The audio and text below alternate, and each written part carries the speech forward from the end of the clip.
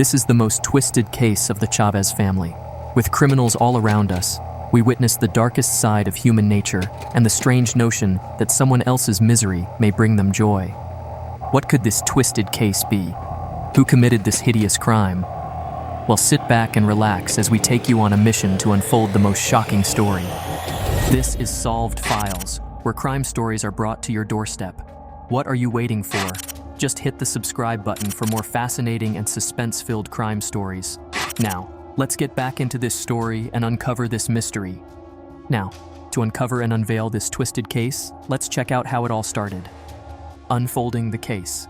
Mariachi was strolling home from his nightly job on December 2nd, 1991, in Ecotec, Mexico.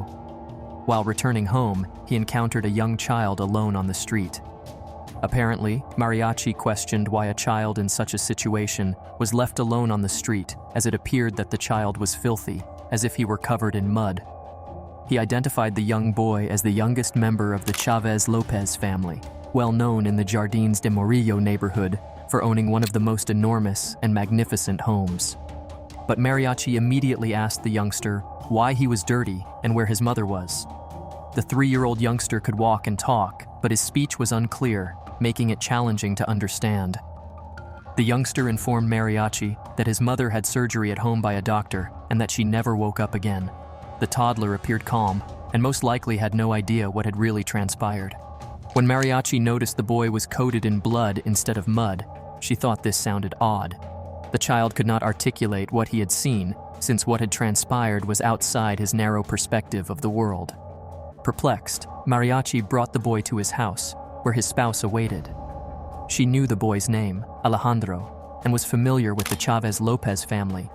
She and her spouse were shocked by Alejandro's appearance and decided to visit his home to learn why his parents had abandoned him in such a condition. When they arrived, they noticed that the house had an odd appearance and that the front and back doors were ajar, indicating that someone was inside. But the family appeared to be asleep or not at home because the drapes were closed and the lights were out. The pair considered going inside, but they didn't feel comfortable there. They decided to ask a different neighbor who resided across from the Chavez Lopez family for assistance.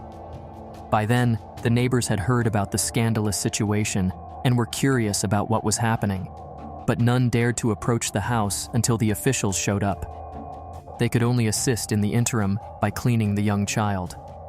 Observing that he had a fresh wound beneath his armpit that had stopped bleeding, they deduced that whatever had happened several hours earlier, based on the dried, darkish blood on the boy that was first thought to be mud. The police patrol showed up shortly after, and the two officers' accounts of what they saw inside captured the fear they felt every time they considered it. They entered the house and felt the atmosphere was thick right away. They decided to head upstairs, where the bedrooms were, as the main living area was dark and nobody was in sight. They moved and approached the room where they could hear the sound of a television in the distance. They discovered that the room's door was jammed, not by the lock, but rather because of an object lodged within.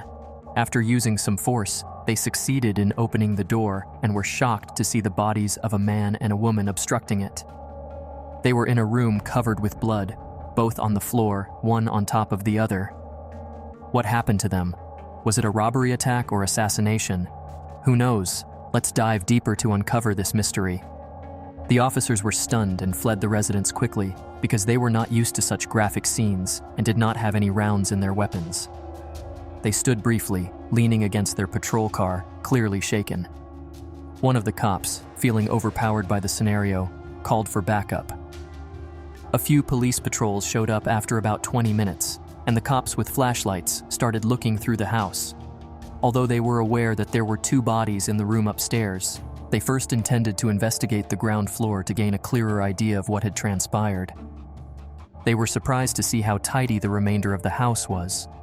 There were no indications of a break-in or a robber looking for valuables, contrary to their assumptions of a burglary gone wrong at a wealthy family's house. The officers looked through the room containing the TV and the dead bodies first, noting any irregularities on the bottom level, and following orders not to disturb the scene until the forensic experts came.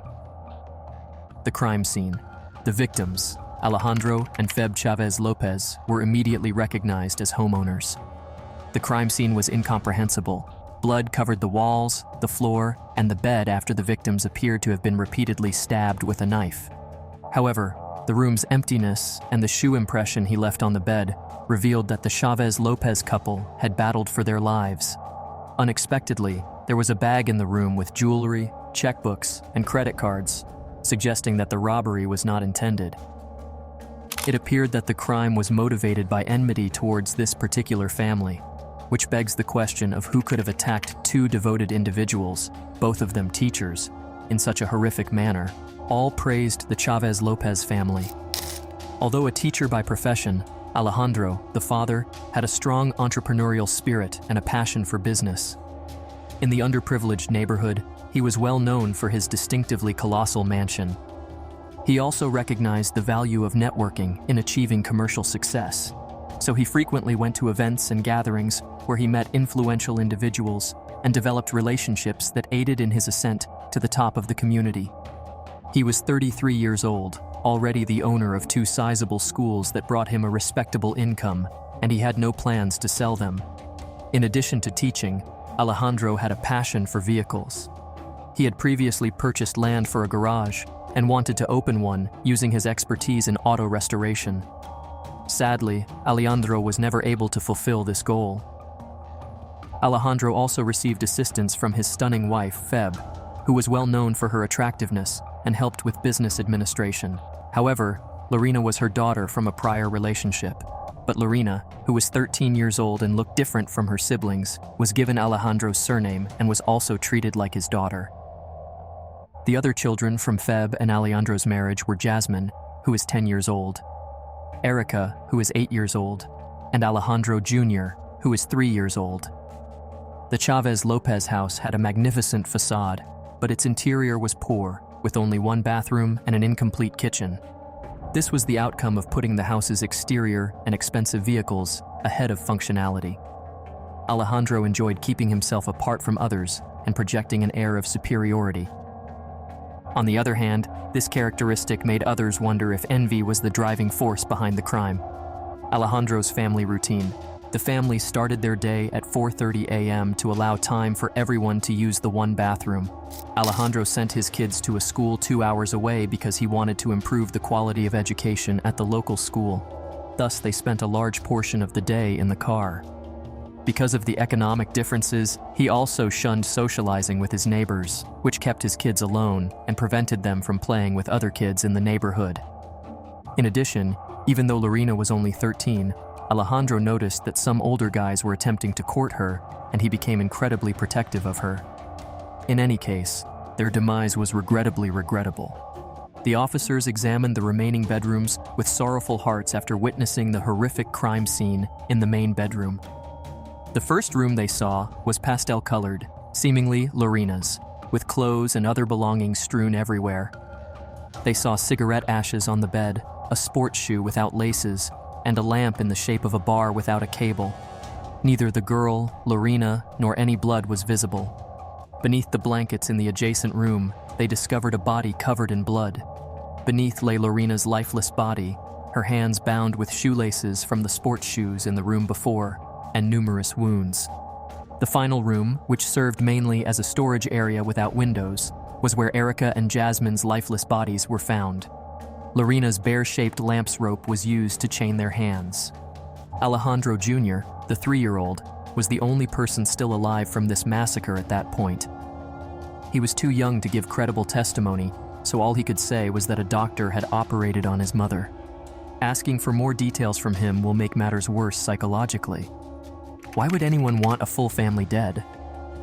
Meanwhile, 9 out of 10 crimes in the city at the time went unpunished, frustrating the locals, who were tired of constant house invasions, robberies, and threats. But there had never been a horrible crime in the neighborhood, which led to public outreach. In the meantime, protesters staged street demonstrations in front of the courts and police stations.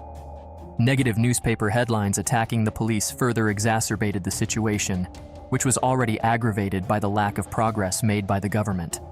The fact that Feb's sister was dating the governor's son at the time increased the pressure on the police to find a solution to this crime regardless of the cost. Investigating the crime. Even the cops in command were threatened with termination if they could not solve the case. Because Alejandro was physically strong and had injuries consistent with being overpowered, the authorities assumed there was probably more than one assent involved. There were no broken windows or doors. Thus, it was thought that the murderer may have gotten in through the balcony. The murder took place between 1 o'clock and 3 o'clock in the morning. The fact that Lorena had been raped was another unsettling factor. The whole family had attended a party for the daughter of a swimming instructor at one of Alejandro's schools. This warranted more police investigation. Around 10 o'clock at night, they left the party, and Feb and the kids were driven home by a family friend because Alejandro had gone to another place to continue drinking with a friend. Alejandro and his friend went to a bar at 11 p.m. and drank copious amounts of rum and whiskey. Vicky, a dancer Alejandro tried to take out with, turned him down and went with his friend instead. When the friend and Vicky decided to check into a hotel at around 1:30 a.m., they first dropped Alejandro off at his house. Because of the date and the discrepancies in Vicky's and Salvador Galesa's statements, the police started to suspect them. He initially claimed to have seen Alejandro enter his home, but further inquiry showed that Alejandro chose to enter through the balcony because he was intoxicated and had forgotten his keys, which explained why one of his shoes was discovered there. Salvador neglected to bring up Alejandro's mistress, who was looked into but appeared unconnected to the crime. Despite a detailed investigation into his conduct that evening, Salvador didn't seem to be the culprit either. His conflicting testimony was probably the result of his acute inebriation. In addition, the boy stated that a doctor had operated on his mother, so the investigation was thorough, and even Feb's brother, a doctor, was questioned. The lead was investigated by the police, along with any other hints. They also asked questions of the several people Alejandro had impacted. Alejandro put money above all else and didn't think twice about trampling on others to get what he wanted. His school had lately let go of multiple staff without providing them with the appropriate severance pay. This matter made it to court, but Alejandro prevailed, a victory many attributed to corruption because he knew the judge. In addition, he hired an architect to build the school's swimming pool, but after getting the designs, he refused to pay him. Instead, he made copies in secret and had other workers build the pool. In addition, he had a reputation for pulling off numerous con games, frequently going unpaid while he got away with it, and stealing business concepts from people in his circle. Furthermore, Lorena's diary documented that the children were unsatisfied with their parents' rigorous lifestyle. Her father's contempt for lower socioeconomic groups made her feel uncomfortable and prevented her from playing with the neighborhood youngsters. She also felt out of place at her posh school, where she was made fun of for not treating herself to the same luxury as her peers and for dressing in old-fashioned styles. However, teachers at the school attested that Lorena and her sisters were alone and did not interact with other students. This diary post presented a different view of Alejandro, which contrasted with the hardworking persona he had developed, even though he had the funds to spend on automobiles, drink, mistresses, and upholding a high-class image while ignoring his kids' needs for better attire and entertainment. There were no security cameras, DNA evidence, or witnesses, so weeks went by with no leads. Then, on March 17, 1992, a woman called the police under pretenses, saying she knew who killed the Chavez Lopez family. She mentioned the local metal worker, Jose Julio Cipriano Luna, who was also Alejandro's friend. She claimed that Cipriano lingered close to her house the day after the killings, and when his clothing was washed, they were stained with blood. He was sick in the days that followed, frequently throwing up. The woman claimed that she observed Cipriano returning to his old habits and thought it was time someone stopped him when she questioned why she had delayed reporting this. After giving the suspect's alleged address, she hung up and declined to communicate further. The suspected killer.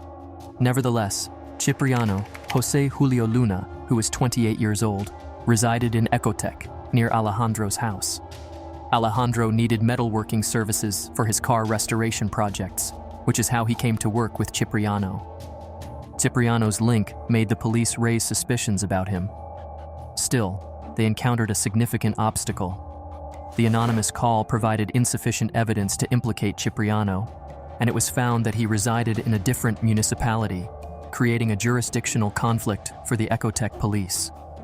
There were no agreements in place at the time about police collaboration or the need for judicial intervention, which might have delayed the investigation and increased the possibility of the suspect running away or hurting another victim. The only choice left was to steal the suspect, which meant holding him for questioning outside of their authority while waiting for a confession. The suspect had to be released if they couldn't establish his guilt immediately.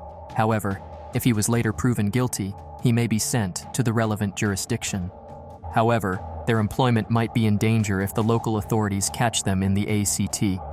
Despite the risk, 3 officers, Andres Garcia Bonilla, Arturo Martinez, and Ernesto Camarena, decided to carry out this operation in their municipality on March 20th, 1992.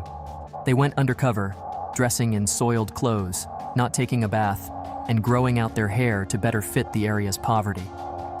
They intended to find out more about a metal worker at the given address, but they only had the suspect's name from an anonymous call. They soon discovered, nevertheless, that many of the locals were metal workers. With time running out, the cops considered examining the transparent boxes that showed business permits, which were visible to the public and featured the owners' surnames. Cipriano Luna was the name they discovered in one of these boxes. Camarena, who was at that time unarmed and alone, questioned others in the area where the metal workers were located. He was met with rude comments, including the suggestion that he inquire elsewhere because Cipriano was no longer employed there. According to information from the anonymous call and his gut feeling, Cipriano lived in his parents' home. When the cops eventually located the house, they asked to speak with the metal worker. The officers also approached a suspicious-looking man who asked why they were searching for his son. Luckily, the officer's vehicle was wrecked, and they persuaded the man that they required metalworking services. He told them that his son, the metal worker, was living with his mother-in-law now that he believed their narrative. He pointed out the new address to them. An hour or so later, the officers found a location. When they asked about one of the few remaining metal workers, a man who appeared to be in his mid-20s and fit the suspect's description approached them. More importantly, the task was to get him into the car voluntarily. Pretending not to know who the suspect was, Officer Camarena made up a tale about a problem involving an engineer, to which the suspect, Cipriano, unexpectedly acknowledged he owed the engineer money and consented to talk about it in the car. Upon entering the car, the police proceeded to a remote location to confront him in the hopes of obtaining a confession. They started by making small talk to ease into the topic, rather than bringing up the murders. As they arrived at the remote location, Camarena motioned for the other cops to move aside so she could have a one-on-one conversation with Cipriano without scaring him. Uncertain of how to convince Cipriano to discuss the matter, Camarena showed him a picture of the Chavez Lopez family. Cipriano's eyes opened tremendously, but his face did not change. He tried to keep his cool and denied knowing the family, betraying his disbelief. When Officer Camarena immediately questioned Cipriano about his role in the crime, he broke down. He offered 10 million pesos for his freedom, saying the money was in his father's house. In a cunning move, Camarena immediately declined the offer and instead asked to find his father's house, making sure it was the same one they had previously visited. He was asking why Cipriano was willing to bribe him more and more. He showed signs of nervousness. Camarena eventually convinced Cipriano to confess to the crime after realizing he had cornered him. The confession of the killings. Officer Camarena was very disturbed by the information Cipriano supplied about the house, the time, and the state of the dead. He had developed an obsession with the case, painstakingly looking into every detail, and getting the graphic information from Cipriano turned his stomach. Meanwhile, Cipriano further disclosed that he was working with 2 accomplices, one of whom had attacked Lorena. With this fresh information, the police needed further tangible proof to find the other 2 suspects. During the investigation, Feb's sister was instructed to search the Chavez Lopez home for missing objects. A gold pendant she had given Feb and a video cassette recorder were among the few items taken. Later on, these things were discovered in Cipriano's residence, proving his involvement. He acknowledged that his animosity toward Alejandro was the driving force behind planning the killings. Alejandro employed a modest metalworker, Cipriano, to rebuild one of his vehicles. Alejandro took his car out of the garage at one point, not wanting to provide Cipriano the 600,000 pesos, which was about $100 he owed him because he thought he was taking too long to finish the job. But Cipriano was profoundly resentful and angry at Alejandro for showing off his wealth and refusing to reimburse him for the work that was done. When Cipriano encountered other people who equally detested Alejandro, his animosity blossomed into thoughts of revenge.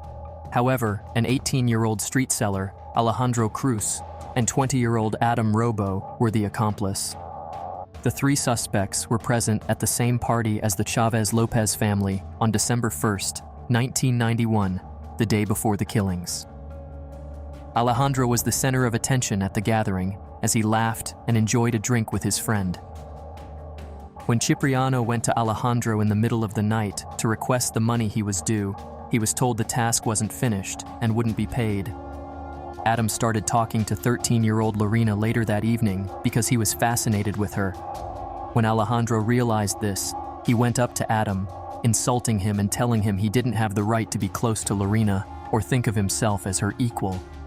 Alejandro left the gathering around 10 o'clock because he was sick of the hostility. Not long after he left, there was a disturbance at the party. Adam, who had been wanting Lorena, was discovered abusing another girl while not wearing his pants. After snatching kitchen knives in self-defense, Cipriano, Cruz, and Adam had to leave the party as soon as this scandal broke. Later, when inebriated, they found Alejandro's house while meandering around the area. At 2:30 a.m., Cipriano acted after being enraged at Alejandro's affluence and recalling his outstanding debt. Adam, who was still upset by Alejandro's treatment of him earlier, consented to go along. With the help of Cruz, the third accomplice who was adept at picking locks, they were able to enter the house and the fatal events that followed. After carrying out the horrible deeds, Adam showed signs of psychopathic inclinations by sitting down to have a cigarette in Lorena's bed. Alejandro was helpless against the knifing attackers since he was too drunk to defend himself. The whole story was supported by the offender's confessions and the testimonies of Adam and Cruz, who were swiftly captured. The sentencing. The maximum security prison term for all three men was 250 years. A crucial piece of evidence in the trial was the gold pendant discovered to be in Cipriano's possession.